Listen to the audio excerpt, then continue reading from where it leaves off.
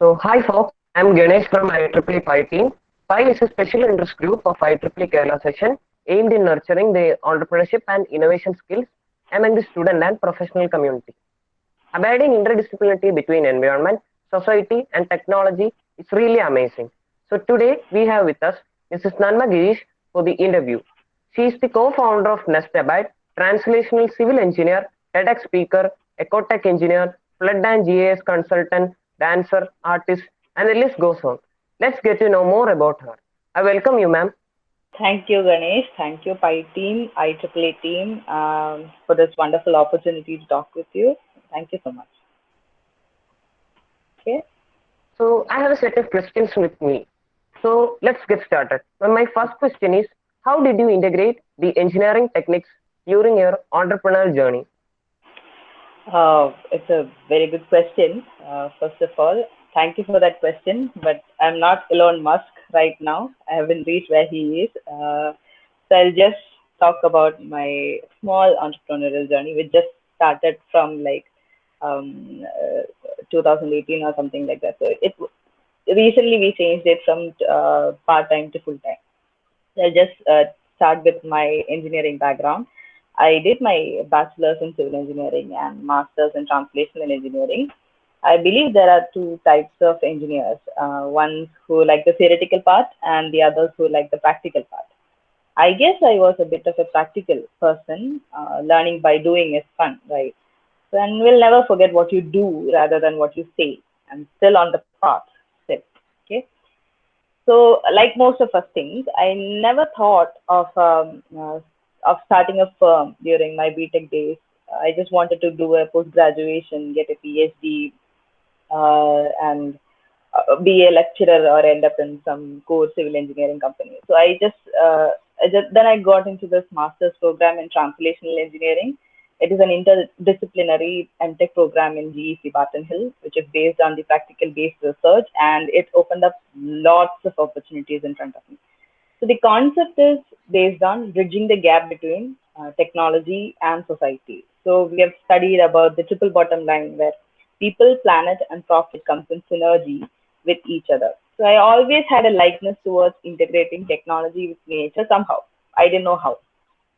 And then we had all these management theories in translation engineering, including different models of strategic analysis and business models, like responsible engineering, ethics, etc. So when we started to think of our thesis, naturally we tried to integrate society and environment, which landed on the concept of amphibious buildings, buildings that live with water instead of fighting against it. So this is one part of my life where I started to think openly, put me in a vulnerable position, outside the comfort of my known boundaries or something like that. So meantime, my friend Ben, the other co-founder of NestAbide, he brought in the news of an entrepreneurship development program held at NIT Calicut. And us five friends attended the program, and it straightened our perspective in business. See, all the jargons and risk factors, all those things. The next year, we did an internship in Netherlands, TU Delft, Netherlands, where we studied more on the technology, policy, and management, problem solving, logical analysis, and business models, and all those things. So later, we just jumped right into it and founded a startup. While we tried to work on resilient eco technologies, my mother, my father, my best friends, teachers, cousins, and some relatives encouraged me. Like they started to give me ideas. They started to work for me. Some still work for me actually. They made sure that I'm being resilient in my own life each time when things fall apart. So, in sum, the core theories of engineering, the need for practical based research on existing societal problems, innovating existing technologies for the sake of environment, all these really helped me to start a firm. Engineering skills like defining, designing, creating, and making constant improvements of a product for a product or a service, these are needed to stay ahead of the game. Sorry. So there's this term I like, entrepreneurial engineering. It is to design value-based, value-added products and processes that create demands through innovation. So, and resulting in positive cash flow, revenue, regenerative profits for the enterprise, and all those things. So, engineering is more of left-brained activities, and entrepreneurship is more of right-brained activities, like creativity, understanding the problem, empathizing with people, so that we have to deal with them also, right? So the extra courses like EDP and internship and Netherlands taught me the theories of business management and the intercultural experience where we have to face other kinds of people. I mean, other people who are from different backgrounds, right? From different culture. So all these helped me really, and we naturally compare what we can do if they did that already. So that's the thing I had. Yes, that's my short journey. Okay. Yes, that was really inspiring that you use the engineering techniques like designing, planning, etc. in your entrepreneur journey. Moving on to the next question, what intrigued you to land upon sustainability? Sustainability and resilience, actually. The thing is, let me talk about sustainability first. So, which is just I mentioned before, the people, planet, and profit, the triple bottom line. It is the synergy in the triple bottom line. So sustainability can be defined as the equilibrium between people, planet, and profit, which I studied during my engineering days, and also the core principle of our startup NestAbide. Like you must have noticed, the follow interdisciplinarity for environment, society, and technology. Follow, abide. The others are nest, abide. So when I studied civil engineering, I had this vague idea of safeguarding environment using technology. I liked only eco technologies, mud houses, green homes, renewable materials, all those things. So I later I understood that people play the important, the best part in molding the environment. It is our responsibility to maintain equilibrium and live in harmony with each other, with nature, which is the core concept of amphibious houses, floating wetlands, and all the eco technologies in NestAbide. So eco technologies play a big part in sustainability. And then resilience, living with water instead of fighting against it. So that's the concept of amphibious houses also. And when things go wrong, we need resilient technology, right? So the main difference between sustainability and resilience is the temporal dimensions, like the scale of implementation. It is the what do you call that? It has different time scales. So sustainability has a more longer time scale. We are it's the primary objective of sustainability is to create desirable conditions for the future generations. So our current projects must be helpful for future generations too. Thus, the effects of sustainability methods may not directly influence all these present conditions, but may have substantial effects or outcomes on the future conditions. So resilience, on the other hand, is for now, like it's understood in many situations to apply for the immediate temporal conditions, like for our present generation. So there's a significant opportunity to develop sustainability practices that are more consistent with resilient methods. So we must emphasize on evaluating and building the resilience of sustainable components. So less sustainable components would be more likely to fail during a disturbance, but that creates an additional opportunity for change. So resilience should be the ability of a system to absorb, recover, and adapt in response to a disturbance, like the Murphy's law. You might have heard of Murphy's law. Anything can go wrong, will go wrong. So when we have to take chances, resilience is the key. In my case, I've used resilient eco technologies, hoping for sustainability. So I like both these concepts separately and together, which is the core foundation of NestAbide. Yes, sustainability looks to protect our natural environment without compromising our ways of life. So, really good. Next, moving on. We are all seeing the transformation in constructions, but how the amphibious buildings differs and what's it all about?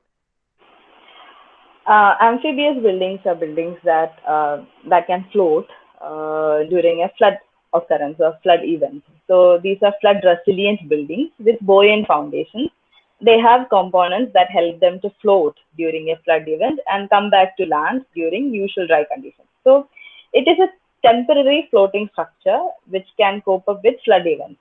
It's a widely used concept all over the world, but until 2018, we haven't had that situation to try it out here in Kerala.